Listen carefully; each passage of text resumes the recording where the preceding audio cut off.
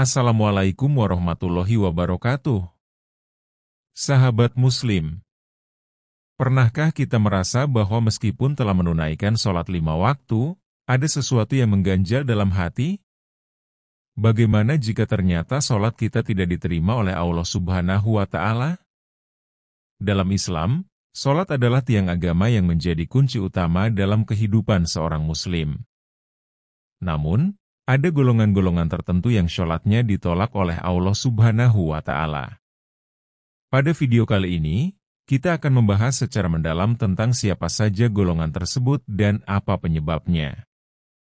Tetap bersama kami hingga akhir, agar kita bisa bersama-sama memperbaiki kualitas sholat kita. Sahabat Muslim, sholat adalah ibadah wajib yang menjadi perintah langsung dari Allah. Sungguh, sholat itu adalah kewajiban yang ditentukan waktunya atas orang-orang yang beriman.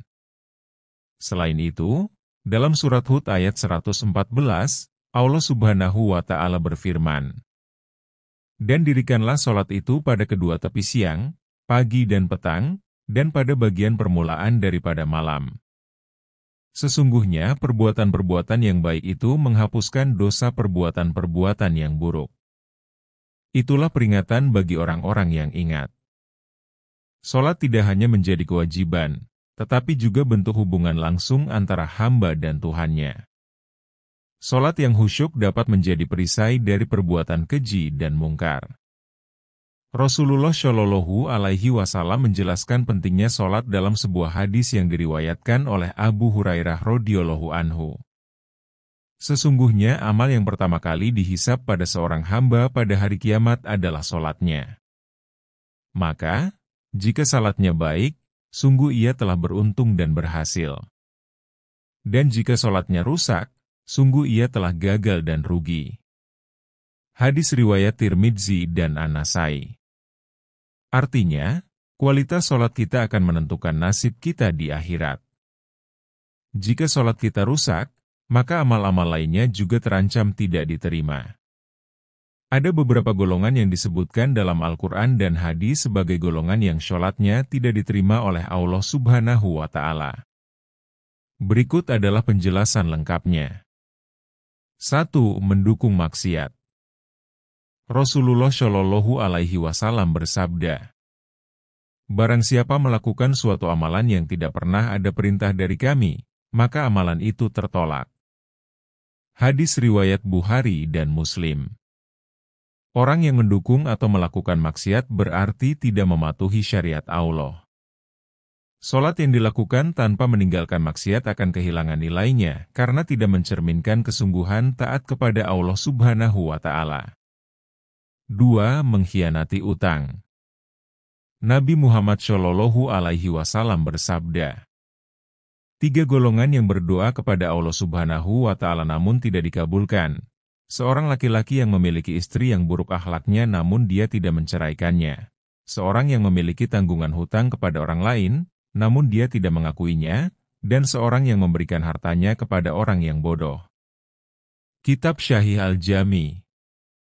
Orang yang tidak bertanggung jawab terhadap utangnya menunjukkan kurangnya amanah.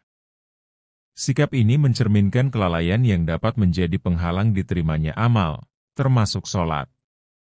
3. Istri durhaka kepada suami.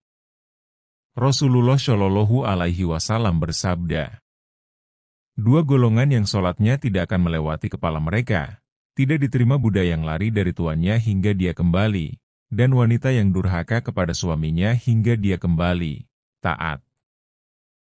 Kitab Syahih Al-Jami. Durhaka kepada suami dianggap sebagai dosa besar dalam Islam. Seorang istri yang tidak memenuhi hak suaminya menunjukkan pelanggaran terhadap tanggung jawab yang diberikan oleh Allah Subhanahu wa Ta'ala. 4. Syirik dan kufur. Allah Subhanahu wa Ta'ala berfirman dalam surat Al-Maidah ayat 5. Barang siapa yang kafir sesudah beriman, tidak menerima hukum-hukum Islam, maka hapuslah amalannya dan ia di hari kiamat termasuk orang-orang merugi. Syirik adalah dosa besar yang tidak akan diampuni oleh Allah Subhanahu wa Ta'ala jika pelakunya tidak bertaubat. Semua amal ibadah, termasuk sholat, akan tertolak jika seseorang terjerumus dalam syirik atau kufur. Rasulullah Shallallahu Alaihi Wasallam juga menyebutkan secara spesifik 10 golongan yang sholatnya tidak diterima oleh Allah Subhanahu wa Ta'ala, yaitu 1. Orang yang sholat sendirian tanpa membaca surat Al-Fatihah. 2. Orang yang tidak mengeluarkan zakat.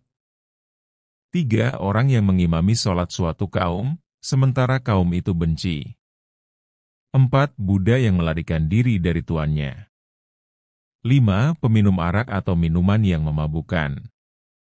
6. Istri yang bermalam, sementara suaminya tidak ridho kepadanya.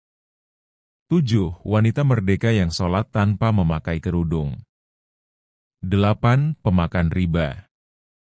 9. Pemimpin yang zalim. 10. Orang yang sholat, tetapi sholatnya tidak mencegah kekejian dan kemungkaran. Setiap poin ini mencerminkan peringatan bagi umat Islam agar lebih memperhatikan syarat sah dan nilai dari sholat mereka. Misalnya, seorang peminum arak harus bertaubat dan meninggalkan kebiasaan buruk tersebut agar sholatnya diterima oleh Allah Subhanahu wa Ta'ala.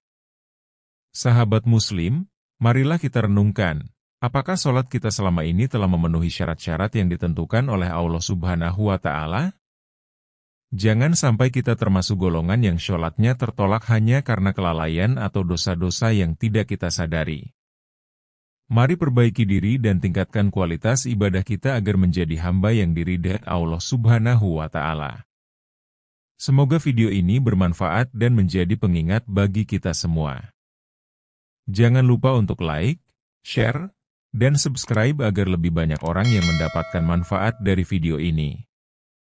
Sampai jumpa di video berikutnya.